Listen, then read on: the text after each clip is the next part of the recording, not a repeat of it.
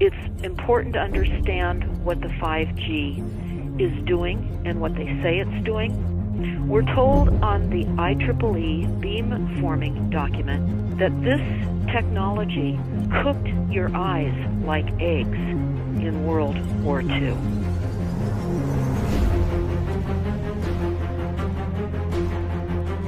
And you all need to understand these are military weapons.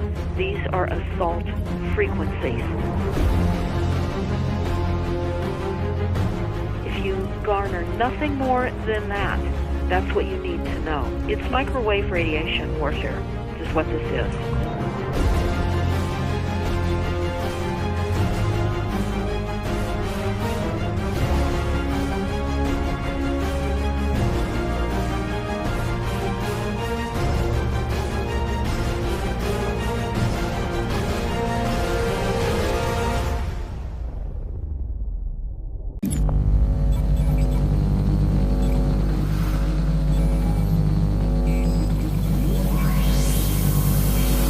By the way, the 1996 bill permits that kind of override. We're not here to be completely heavy-handed, but sometimes you got to do what you got to do. And some of these states or cities that don't want to cooperate want to shake us down. We can't allow obstacles and barriers to stop this movement. That's all.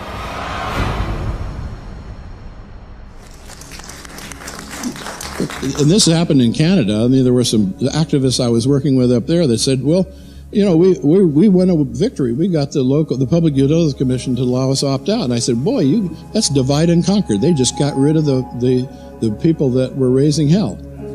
So, you know, that's not the answer. We need to opt out everybody. An opt-out is an agreement to pay to not be harmed. An opt-out is volunteering into extortion. An opt-out says that if I don't pay you, you have the right to harm me.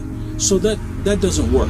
This is a mandate. This is being pushed down your throat by a company that is not responsive, by a government that is not responsible, and it's being done in a collusion that's designed to undermine the individual rights of individual people in communities across the country and around the world. The Minister for the Environment has a duty. His duty is primarily to ensure that there is cleaner, better, healthier environment for people in this country. It's a simple duty. He also has a responsibility in regard to science and innovation to make sure that that happens. What seems to be happening here, in fact one could say undoubtedly happening here, is he's using science and innovation to ensure that our right to life is threatened. There have been no public debates. There is no public discourse. There are no public disclosures as to why, when, how, what is going on in regard to 5G. That by itself is a breach of ministerial responsibility, and one which we really should look at in terms of a private prosecution against the ministers who have failed to protect our right to life. Okay, smart technology, smart meters, smart cars, not that smart, huh? What does smart mean? Anything that has smart attached to it, secret militarised armaments in residential technology. That's where smart came from. And smart, every bit of technology that you see today has all been developed for either some type of battlefield, some type of intelligence gathering system, and obviously these developments have to be commercialised, and people have actually took them into their homes. The definition of a smart grid is a wireless system that will fundamentally turn every single appliance in your home into the equivalent of a transmitting cell phone. That's every computer, every television, every furnace, every air conditioner, every coffee machine, every printer, every single appliance that you have in your house will eventually, in a smart grid, have an antenna that's embedded into it that will transmit your usage data to a smart meter on the outside of your home that will then transmit your usage data to another tower receiving that usage signal that will then go to the utility company for supposedly billing purposes. Not all signals will just be about your individual use. There will be aggregate meters that will bounce signal from house to house to house within a neighborhood that will then accumulate all of the usage data that will transmit that to the utility company. Now, what that will do is that the end metering system that is transmitting all of that data will be firing an RF signal at many, many times a second, which will increase the average homeowner's radio frequency radiation exposure exponentially. This picture shows some aphids on the leaf of an orange tree shortly after radar equipment was installed at a nearby airport a number of years ago. I noticed that every few seconds, all the aphids would tense up in unison and do sort of a little dance, as you see in the picture. Upon further investigation, I found that the interval of time between the activity of each dance coincided exactly with the rotation of the radar rotor device at the airport, which was a distance of approximately 14 miles. The antenna arrays create this steerable beam, which helps concentrate the energy. The beams get pointed at the user.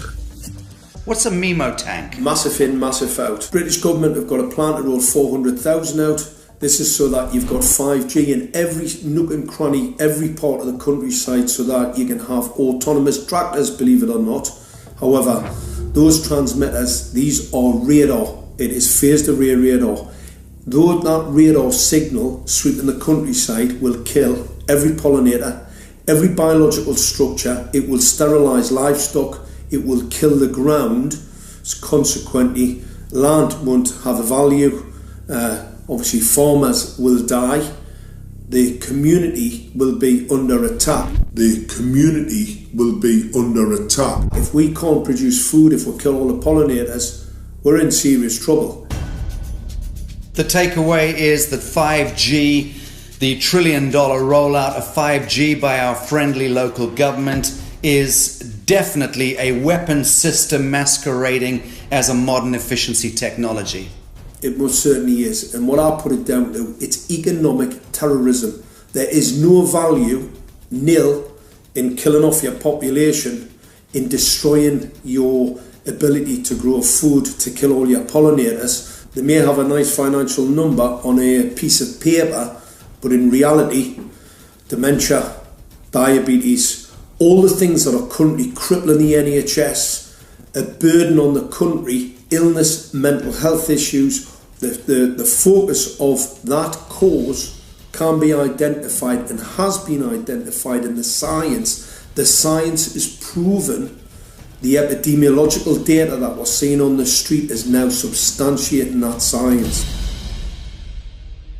The DNA inside you, the mitochondrial DNA, you can trace unchanged to your mother, her mother, her mother, right the way back to the beginning of the human race in Africa, the Stone Age. It is unchanged, the mitochondria, and that is being unchanged in your children, which means if you damage it, your child could be genetically damaged, then her child, and her child, and her child, forever. You are condemning the future generations of every single child.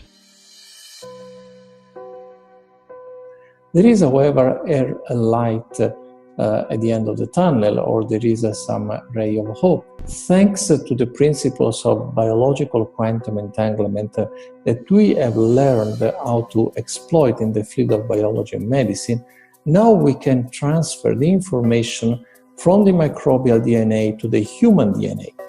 And in so doing, we can train, so to speak, the microbes to withstand whatever extreme condition they are exposed to, including this new technology. And then we can train them to transfer this resilience of theirs to our DNA.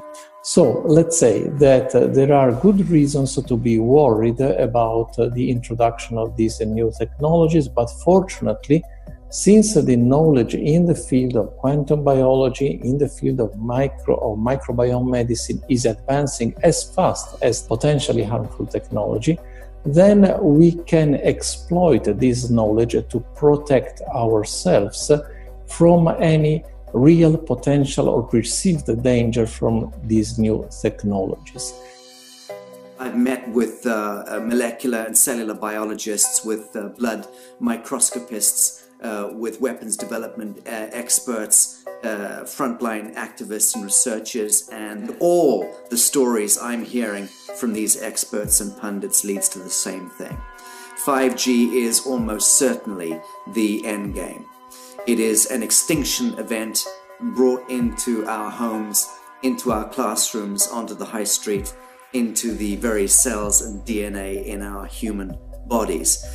It is such a perilous threat that it is almost impossible to imagine, let alone describe. When the 5G signature goes live, it will tap into a multitude of satellites which are in geosat orbit around the surface of the Earth. Millions of surface antennas will pick up that signaling and will then scatter the signaling into hundreds and hundreds of millions of different micro antenna systems set up on street lamps and even in your home, which you're not aware of incidentally. The LED light bulbs in your home invariably contain the micro or nanotech lens flare capacitors which will receive the 5G signaling, and it will proliferate the 5G signaling everywhere by exploding the signal into billions of photons which will target everything all at the same time. This is stealth technology. This is invisible science. But what it means in simple terms is that you will be flagged up, visible, trackable inside your own home. Anywhere you move on the surface of the Earth, they will have a lock and load tracking capability over you. You will be visible to invisible masters, each one of us, all the time. Today, our governments and the corporate sector have managed somehow to infiltrate the mainframe of our civilization and are pushing through a $20 trillion infrastructural rollout without any, and I mean without any, health science running behind it. There have been no tests. Your government and your health authorities are either in collusion on this matter of genocide and ecocide, or they're just damned stupid, and I would suggest it is the latter. Shame on the technologists and the electricians who are furthering this technology in our homes, in our offices, in our streets. Shame on the legislators and the parliamentarians and the troglodytes and bureaucrats that proliferate our society today. Shame on that echelon for putting their signatures to contracts which allow the fast tracking of this technology into our homes and onto our high streets. Shame on the parliamentarians and international leadership whose wet ink signatures and seals of office are sanctioning and permissioning the rollout of something which is arguably the greatest threat to humankind. Shame on each one of us who now fail to get up out of our homes, walk out of our front doors, and challenge every so-called authority who dares to violate our bodies, our homes, and our future generations.